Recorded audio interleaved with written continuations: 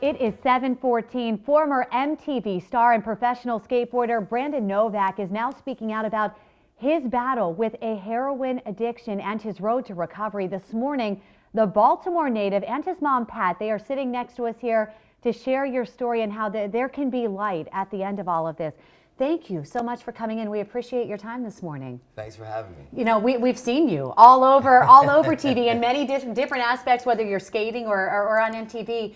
How did you know that you had a problem? When did this come into your life? You know, I picked up the first drink at 7, and by the age of 16, I was a full-blown heroin addict. So when we were watching you were using? Yeah, the progression had taken place, and by the age of 35, I walked into my 13th inpatient treatment center. My mother had bought me a plot. People had taken life insurance policies out on me. I was on life support for 7 days. Oh my gosh. You know? Did you know you had a problem? When was it that you thought, this isn't me, I gotta change? When I hit a maturity age, you know what I mean? I went from knowing everything to realizing that the one thing that I did know is that I had no idea, and that my very best thinking had got me there. And the fact that I was very successful in my own right actually hurt me as opposed to help me. Because you kept doing great things. Yeah, I was accomplishing things in things in life that people you know, thought was successful. Oh my goodness, yeah. Miss Pat, I can't even imagine, you know, knowing your son was fighting this. You know, what's going through your mind at that time? What were you thinking? It was terrible. It was really a nightmare. I had no idea what to say, think, or do. But we did manage to get through it because I never ever gave up hope, ever, and I never got discouraged. I think that's huge because a lot of people, after you go to so many inpatient things, you think maybe this isn't just going to take for you. Right. As a parent, you know, what advice do you have? We have a lot of people here in Baltimore who are fighting heroin right now. What do you say to them? Yes, we do.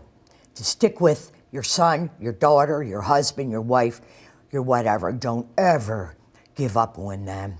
That's the most important thing, to stick with them. I did for a lot of years. And one day my priest told me at church, it was after Mass, and I was sitting in the pew crying, and he came up and he said, "Is it Brandon again, Pat?" I said, "Yes, it is, Father Mike." I said, "I wish God would either cure him or kill me. I can't take anymore." Oh, Pat. And he screamed at me and said, "Don't you ever say that. God has plans for him, and you don't know what they are." You know, and look at you. Yeah, I mean, hearing this, did you know that this was what you were doing was impacting so many others? No, I didn't. But you know, honestly, my defects have become my biggest assets with the slightest change of perception. Yeah. You know, because my mentality would create the reality for which I lived in. And when I got sober, they said, "Change your perception, change your world."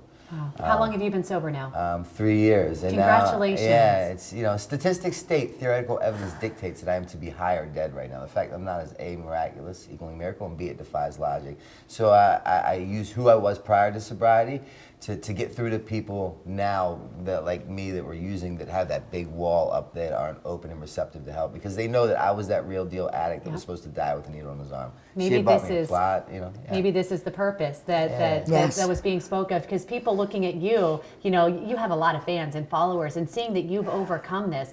Is it hard? You know, what is life like now that you are clean? Well, the cool thing is I give my personal phone number out and people call me for help. It's and incredible. They say, "Novak, if you can get clean, there's no reason why I can't. Can you help me?" So I firmly believe I went through what I went through to do what I'm doing now, and it's somewhat like my calling. I think it's amazing. And now you've got a book out to help everyone too. So it's called Dream Seller. This is the revised first version with the new cover, new ending, 2 bonus chapters.